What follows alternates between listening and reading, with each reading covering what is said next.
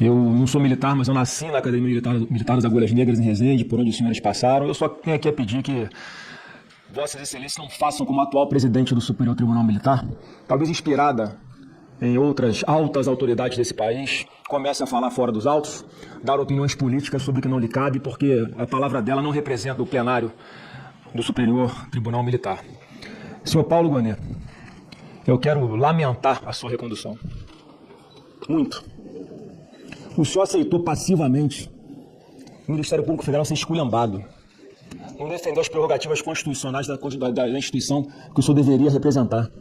Perdeu a titularidade da ação penal pública. Foi ignorado em vários momentos pelo ministro Alexandre de Moraes, que sequer consultava o Ministério Público Federal para tomar alguma iniciativa. Aí depois dava aquela vaselinada, mandava lá para o senhor opinar. A prerrogativa de proteção das garantias constitucionais, individuais e da sua própria instituição não existem mais no Brasil. Não é o Ministério Público que decide, mas é o senhor que instrui, ou deveria instruir o processo, porque nem está fazendo mais. Quem faz é o ministro Alexandre de Moraes em vários processos. Eu acho que, eu digo isso com tristeza no coração, os membros do Ministério Público Federal devem ter vergonha do senhor hoje. Muita vergonha. Eu falei para Vossa Excelência no meu gabinete, por ocasião da outra sabatina, que Deus estava lhe dando uma oportunidade do senhor desfazer todas as injustiças que o senhor fez enquanto estava lá no TSE, representando o Ministério Público Federal. O senhor fez ao contrário. O senhor perseguiu. O senhor entrou num jogo sujo de uma pessoa que, para mim, é doente. Mas o senhor está lá. Parece cumprindo ordens dele. Eu quero dar só um exemplo de como é que o senhor não merecia estar sendo reconduzido. Teve aqui nessa Comissão de Segurança Pública o senhor Eduardo Tagliaferro. Fez um monte de denúncia. Uma específica em que ele cita nominalmente o senhor, que foi a seguinte. Ele teve uma matéria do Metrópolis no dia 17 de agosto, que vazou uma conversa daquele grupo de empresários que apoiavam o presidente Bolsonaro. Dia 17 de agosto a matéria.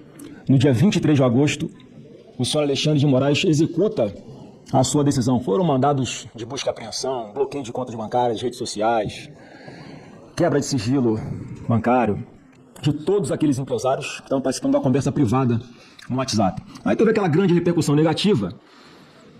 Então o ministro Alexandre de Moraes, como havia dado uma decisão apenas com base numa matéria jornalística, ele vai tentar requentar a sua própria decisão. Ele pede que o seu juiz auxiliar, o Ayrton Vieira, solicite ao Tagliaferro para preparar um mapa mental para ajudar na fundamentação da sua decisão. E ele mostrou pra gente aqui, na Comissão de Segurança Pública, eu estava sentado aí, onde o senhor está, ele mostrou pra gente que recebeu um monte de documentos para que ele produzisse esse mapa mental nos dias 26, 27 e 28 de agosto. Ele fez o mapa mental no dia 29 de agosto, mostrou pra gente aqui os metadados para comprovar que o documento tinha sido produzido naquele dia. E sabe qual dia o Alexandre de Moraes afastou o sigilo da sua decisão, porque estava tudo sob sigilo? No próprio dia 29. Ele provou pra gente aqui que o Alexandre de Moraes fraudou a própria decisão dele. Ele tinha dado uma decisão com base na matéria de jornal, estava sob sigilo. Ele usa uma estrutura de combate à desinformação do TSE para refazer a sua fundamentação e depois dar publicidade. Aí no meio do caminho, o Tagliaferro mostrou pra gente aqui que recebeu mensagem do senhor Lucas. O senhor conhece o senhor Lucas, né? Ele é seu assessor, seu próprio assessor, procurador Gonet, cobrando o Tagliaferro. Abre aspas. Dr. Paulo Gonet, vice-PGR, me pediu para entrar em contato com você, Tagliaferro, sobre um assunto que ele tratou com o ministro Alexandre hoje cedo. O ministro Alexandre de Moraes tratando com o senhor de uma investigação que não lhe caberia. Ao juiz cabe julgar, não cabe perseguir ninguém. E o Tagliaferro anunciou daqui, ó. Eu enviei o que eles me pediram pro Gonet. Eu enviei pessoalmente para ele, pro senhor, os pedidos que o Moraes combinou com ele. Eu enviei diretamente pro WhatsApp do Paulo Gonet. Foi quando ele mostrou aqui pra gente, para essas câmeras que estamos filmando aqui agora, as mensagens do próprio telefone dele que ele havia enviado pro senhor. Foi quando até vazou o seu número publicamente, sem querer, mas aconteceu. Foi sem querer mesmo. E diante dessa grave denúncia, senhor Paulo Gonet, o senhor próprio está envolvido. O que o senhor fez? Se o senhor quiser responder agora, o senhor fez alguma coisa? Nada, né? O senhor não fez nada. Ou pior, o senhor começou a investigar o próprio Tagliaferro. O senhor denunciou o Tagliaferro depois do que ele denunciou aqui. O senhor ofereceu denúncia contra o Tagliaferro por violação de sigilo funcional, coação no curso do processo, obstrução de investigação envolvendo organização criminosa e tentativa de abolição do Estado Democrático de Direito. Ao invés de investigar as graves denúncias, o senhor foi investigar quem denunciou. Igualzinho o senhor está fazendo com o deputado Eduardo Bolsonaro agora. Ele vai para os Estados Unidos, denuncia os abusos de Alexandre de Moraes, e Vossa Excelência está aqui, abrindo inquérito para persegui-lo, ao invés de investigar as graves denúncias que estão sendo feitas. Você não tem vergonha de fazer isso? Nenhuma vergonha? Eu enviei todas essas denúncias, essa e várias outras, para o senhor. Está lá na PGR. Manda o presidente do Supremo Tribunal Federal, quando era ainda o ministro Barroso. Não acontece absolutamente nada. Essa, senhor Paulo Gonet, foi apenas uma situação que foi aqui evidenciada. Imagina quantas outras não aconteceram ao longo dos últimos anos. Esse conluio, esse jogo combinado, essa manipulação, essa farsa.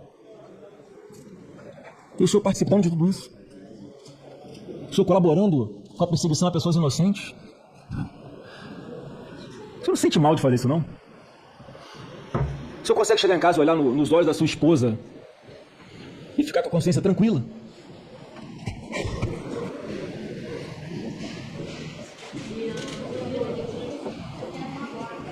Tudo isso que o senhor está fazendo, em conluio com alguns outros do Supremo Tribunal Federal, é absolutamente nulo no Estado Democrático de Direito de verdade. E o jogo combinado dá um ar de legalidade. Não, o colegiado decidiu, tudo combinado. Todo mundo já sabe o resultado muito antes do processo começar. Não pelo que está nos autos, mas por quem vai julgar. Eu vou concluir agora, presidente, porque na sua frase inicial, o senhor Paulo Gonet disse que não fala nos autos. Mentira. Não fala fora dos autos. Mentira. O senhor não só fala fora dos autos, como o senhor atropela o Congresso Nacional. Quando declara já de antemão, sem nem saber que texto está no possível projeto de anistia, que a anistia é inconstitucional. Eu vou lembrar ao senhor que lá em 1988, os constituintes de 1988 elencaram inicialmente 5 crimes que eram insuscetíveis de anistia: terrorismo, tráfico de drogas, tortura e crimes hediondos. E tinha um quinto lá chamado, não sei se o senhor conhece, crime contra o Estado Democrático de Direito. O então deputado Caó faz uma emenda supressiva para retirar o Estado Democrático de Direito, para ficar claro que esse é um crime que podia ser, sim, passível de ser anistiado. Sabe quem votou a favor desse destaque aqui, senhor presidente Otto? Para que fosse revogado isso e nós tivéssemos hoje esse texto na Constituição em vigor, com apenas os 4 tipos de penais que não podem receber anistia. Fernando Henrique Cardoso, Michel Temer,